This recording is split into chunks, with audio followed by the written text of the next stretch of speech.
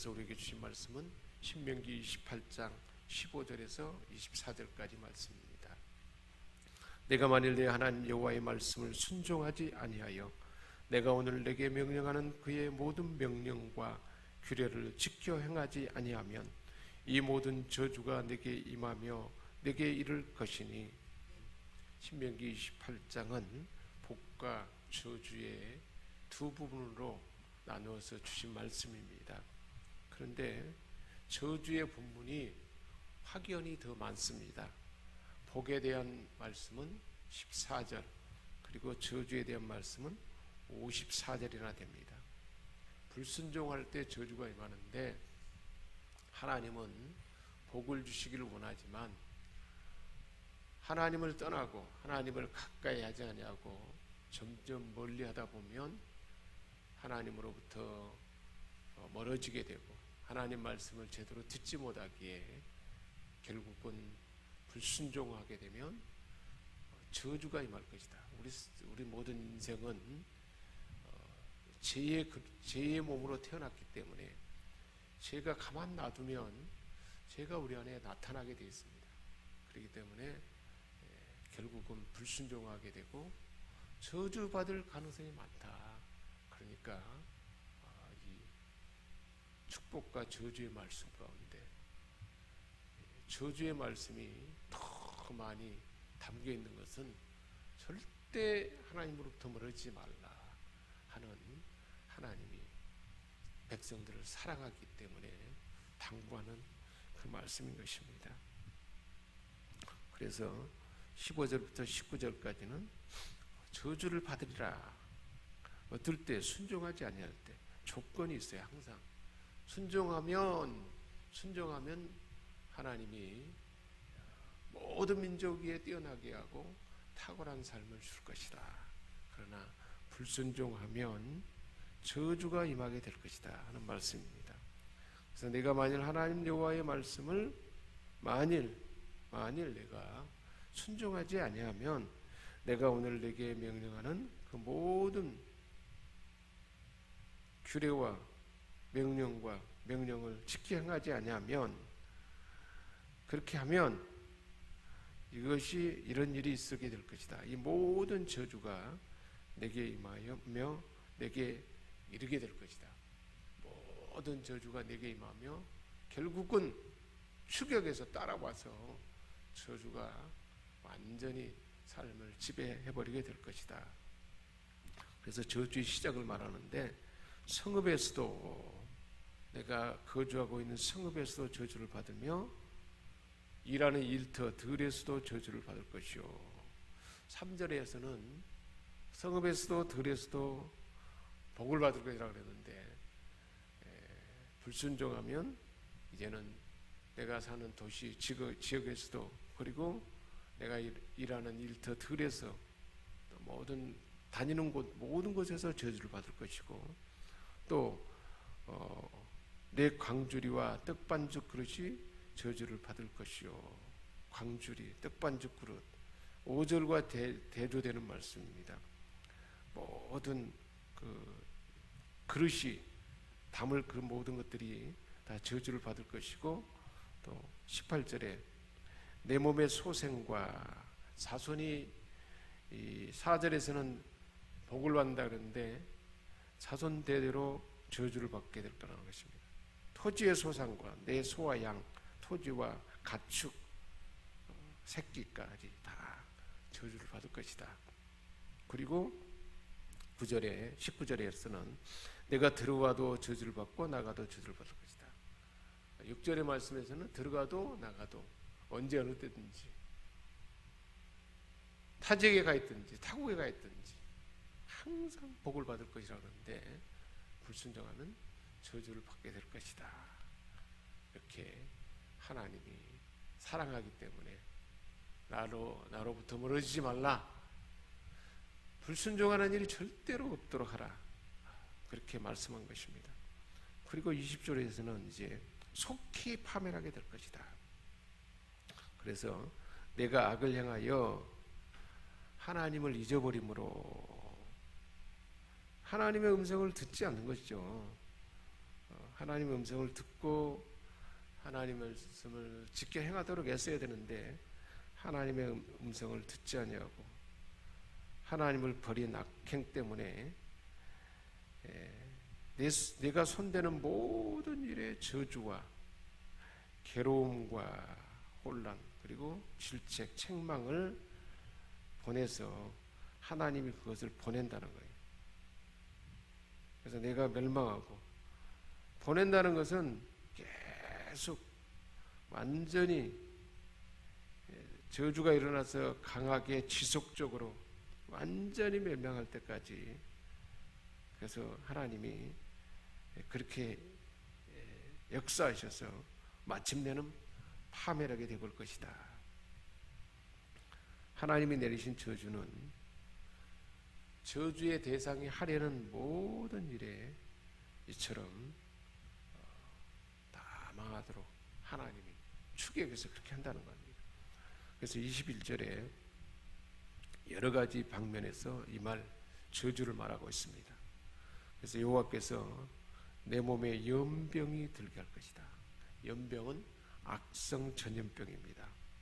그래서 연병이 악성 전염병이 돌게 해서 내가 들어가 차지할 땅, 즉 가나안 하나님이 주신 약속의 땅에 들어가서 마침내는 너를 멸할 것이다. 저주의 질병이 강해져서 결국은 추격해서 결국은 병들어서 마침내는 다 땅의 모든 것을 다 멸하게 할 것이다 라고 말하고 있습니다. 인류 역사가 진행되는 가운데 14세기에는 패스트가 만연해가지고 전염병 때문에 수많은 사람들이 죽었습니다. 그때마다 하나님의 저주가 임했다. 온 세상이 죄악 가운데 빠졌으니까 저주가 임했다. 그렇게 역사 가운데 그렇게 해석을 했습니다. 1930년도에 스페인 독감이 임해서 전 인류가 세계에 수많은 사람들이 죽어왔습니다. 그때 보면 미국에서 그 독감을 예방하기 위해서 마스크를 사려고 약국 앞에서 줄을 서 있는 모습을 그때 볼 수 있었는데 지금 코로나19로 인해서 그 사태가 지금 왔잖아요. 왜 이렇게 전염병이 들어왔는가? 죄악이 간영해서 온 세계가 죄악으로 가득하기 때문에 그것이 바로 하나님 주신 전염병의 질병입니다. 이 저주의 질병이 임했을 때 어떻게 해야 될까요? 하나님은 이렇게 저주의 질병을 주는 것은 이러한 사실을 알고 죄에서 돌이켜 회개하고 하나님 앞에 다시 돌아오도록 그렇게 하는 것이 하나님의 마음입니다. 이스라엘의 적국의 수도였던 니느웨가 죄악으로 간영했을 때 하나님은 요나 선지자를 보내서 너희들이 회개하지 않으면 사흘 후에 이 니느웨가 망할 것이다. 심판의 불이 떨어질 것이다. 그런데 니느웨 요나 선지자가 가지 않았잖아요. 마침내 하나님은 그를 풍랑 가운데 던져려서 물고기 뱃속에 보호했다가 결국은 니느웨 해변에 토해서 적국이지만 회개하지 않으면 망할 것이다 라고 선포했을 때 왕으로부터 짐승까지 다 제 옷을 회개하고 죄를 티끌을 뒤집어 쓰면서 회개했을 때 하나님이 그 심판을 면해줬다고 볼 수가 있습니다. 하나님은 벌을 주고 저주를 주기를 좋아하신 분은 아닙니다. 사람들에게 경고해서 그래서 이런 죄 가운데 있으면 이런 전염병이 돌고 하나님의 저주가 임한다. 그러니까 그렇게 하지 말라. 이런 하나님의 저주에 대한 경고의 말씀도 이렇게 주는 것은 그렇게 되지 않도록 하는 그 하나님의 간곡한 그 긍휼의 마음이, 하나님의 안타까운 마음이 담겨 있는 것입니다. 코로나19로 인해서 이처럼 하나님께 가까이, 더 하나님을 가까이 하며 하나님 말씀을 더 가까이 듣고 그대로 순종하는 기회가 자꾸 멀어지잖아요. 그래서 하나님부터 멀어졌다면 그 삶을 회개하고 돌이켜서 어떻게 하면 다시 회복하게 될까 하도록 하는 것이 바로 마땅한 도리인데, 많은 사람들이 편하구나, 좋구나, 그리고 더 하나님으로부터 멀어지는 사회적 거리가 아니라 하나님으로부터 거리가 멀어진 채로 그대로 있게 된다면 어떻게 될까요? 이렇게 멀어지고 또 멀어지고 더 멀어지다 보면 마침내는 하나님의 음성을 듣는 기회가 더 멀어지게 될 것이고, 그러다 보면 하나님을 떠나게 되고 불순종하게 되고 마침내는 저주가 임하게 될 것입니다. 그렇기 때문에 하나님은 이러한 징조를 보여서 우리로 하여금 돌이키도록 하게 한 것입니다. 그래서 22절에 보면은 이제는 7가지의 그 구체적인 그 질병, 하나님의 징계를 말하고 있습니다.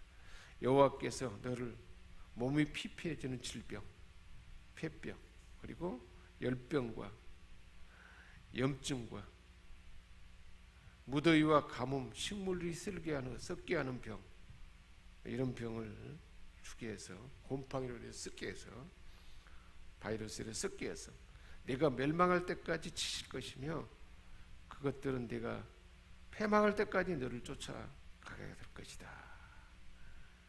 그래서 식물도 썩는 재앙은 곰팡이로 인해서 잎과 줄기가 검게 변해서 결국은 죽게 하는 병입니다.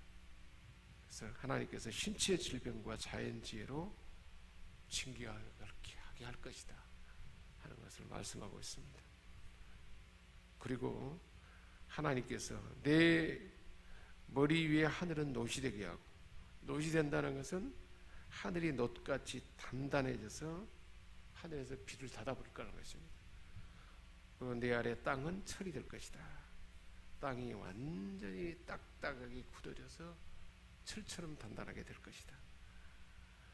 그래서 결국은 24절에 여호와께서 비 대신, 비가 내리지 않으니까 이제 사막과 모래가 돼서 티끌과 모래를 내 땅에 내리시리니, 황사가 막 이렇게 나타나는 거죠. 온 천지에서 그것들이 하늘에서 내 위에 내려 마침내 너를 멸하게 할 것이다. 얼마나 참 저주가 집요한지, 이렇게 무서운 저주를 하나님께서 순종하지 않고 불순종하게 될 때 그렇게 내리게 될 것이다. 그러나 이런 상황을, 징조를 알고 회개하고 돌이키면 마침내 하나님은 다시 회복하도록 징계를 돌이키고 더 하나님 앞에 가까이 다가오도록 하나님은 이렇게 말씀을 주셔서 이스라엘 백성들에게 가나안에 들어가기도 전에 이렇게 반복해서 분명하게 말씀을 들려줬던 것입니다. 과거의 역사를 기억하는 거죠. 그래서 더 순종의 삶이 되도록 하나님을 가까이 하고 말씀을 듣기를 기뻐하고, 하나님의 말씀, 하나님의 뜻을 듣는 것은 얼마나 복인가요?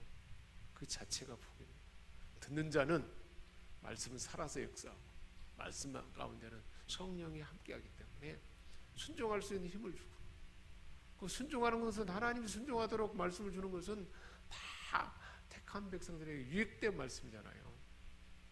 그렇기 때문에 더 하나님을 가까이 하는 그 삶 자체가 바로 하나님의 말씀과 하나님의 뜻을 듣게 되는 것이고, 하나님을 기꺼이 따르는 삶이 되기 때문에 축복된 삶으로 우리에게 이어진다는 것입니다. 그런데 우리가 잘 분별해야 돼요. 무엇이 하나님으로부터 멀어지게 하는가, 그것을 분별해야 돼요. 멀어지는 것으로부터 우리는 그것을 경계하고 더 가까이 하는 삶으로 더 다가설 때 복된 삶이, 저주는 멀어지고 복은 더 가까워지는 그 삶이 저와 여러분의 삶 가운데 나타나게 될 줄 믿습니다. 기도하겠습니다. 하나님 아버지, 시대의 징조와 이 모든 환경을 분별해서 우리 하나님께서 복과 저주를 두었고 복보다는 저주의 말씀을 더 상세하게 들려준 것은 그렇게 되지 않도록 안타까워 긍휼의 마음으로 권고하는 이 하나님의 말씀을 잘 새겨듣고 더 하나님을 가까이 하며 하나님 말씀을 듣기를 청종하기를 즐겨하여 마침내는 언제 어느 때인데 모든 상황 가운데 하나님의 복을 받아 축복의 통로로서 많은 사람들에게 선한 영향을 나타내는 우리 모두가 다 되게 하여 주옵소서. 우리 주 예수 그리스도의 이름으로 기도합니다. 아멘.